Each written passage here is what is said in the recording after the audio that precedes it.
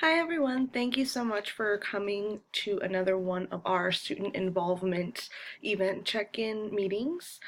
We're here today to discuss our event planning processes, just to check in that everything is flowing on the same page and just clear up any hiccups that we find along the way. What I want us to do today is what's called a visioning activity. It involves asking ourselves the following questions. Has the team been able to meet the event goals recently? Describe how you individually go about planning a new event or involvement opportunity at the university. What particular steps do you take day in and day out to get this done? What issues has the team solved recently? And what events have we had recently that have been the most successful, in your opinion? And lastly, do you know what comes next in the event planning process after your particular role is finished? So let's just all take a second amongst ourselves to discuss these questions. Okay, so now that we've all had an opportunity to discuss, um, our responses to these questions, let's just all stand up and find somebody else's brain to pick, if you will. Just go over the questions again. Feel free to steal anyone's responses that you feel better explain your situation or perspective.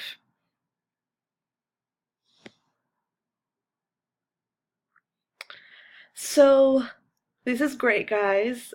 Based on all of that hard work that you guys just did, the responses that we got for the visioning exercise were pretty good. I would say that about half the team thinks that we have met our event planning goals recently. The other half thinks that we have not. Some members do have timelines or check-in points for themselves on calendars, for example, just to keep themselves on track with their workload. Others check in on themselves week to week. And others were honest and said that they don't really have a specific mode that they use. They just take it as it comes, depending on what project we're working on. We've recently solved a lot of issues with catering finally, as well as room assignments for the events that we plan. So I think that's great. Our most successful events recently have, from what we've gathered, been the end of the semester bash that we held last month, as well as the De-Stress Fest for finals. Our students really enjoy that, as well as our Halloween events that we hold. Those are really popular. The one that I want to bring the most attention to you guys is the final question. 7 out of 10 of our group members do not know what follows their role in the event planning process after their particular job is done. I just wanted to let you guys know that it's okay to do things differently, especially when looking at your own individual workload. We're all different. We all approach our workloads differently, and that's fine. However, it is important that certain event planning processes are pretty standard and consistent. That way we can all stay on the same page. So I want you guys just to think of ways that we can maybe think more collectively as a group to be able to improve these gaps in information. So I came across this really cool activity. It's called the GAP activity. It takes a look at where we are now in terms of our situation.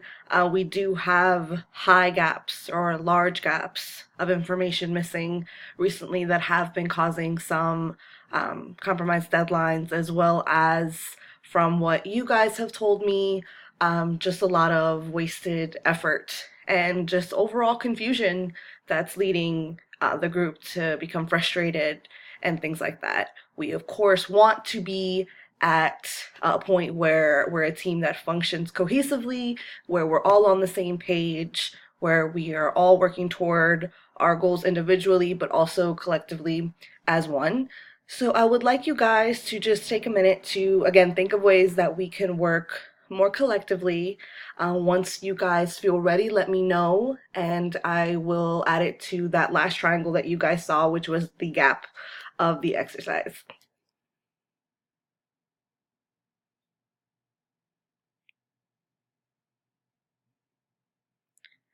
Okay, so it looks like the biggest suggestions that the groups have come up with is definitely role clarifications for certain team members is necessary.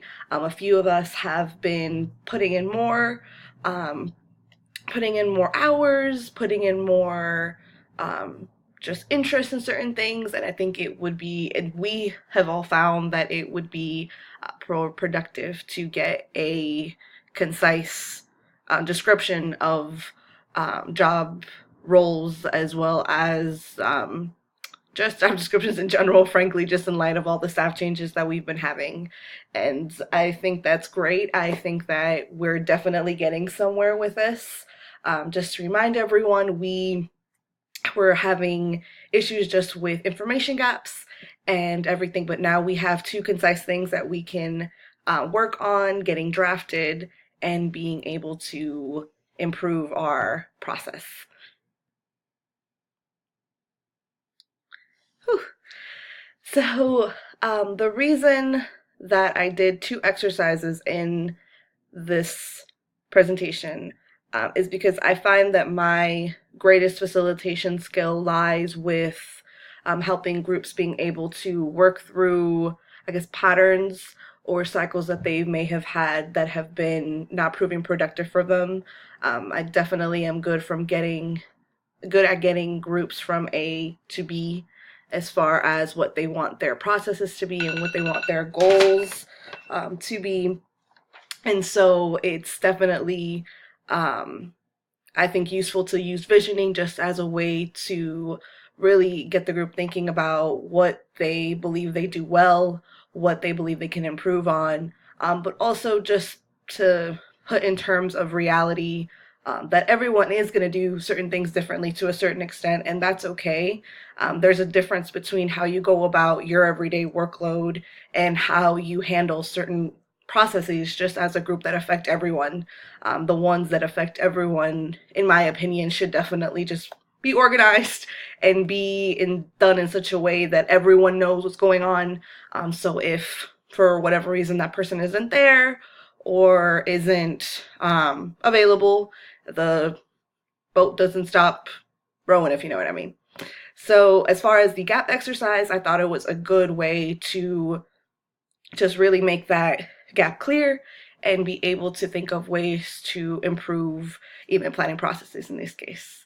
Thank you guys so much for watching, and I hope that everyone has a great rest of the semester as well as a good warm vacation. Thank you.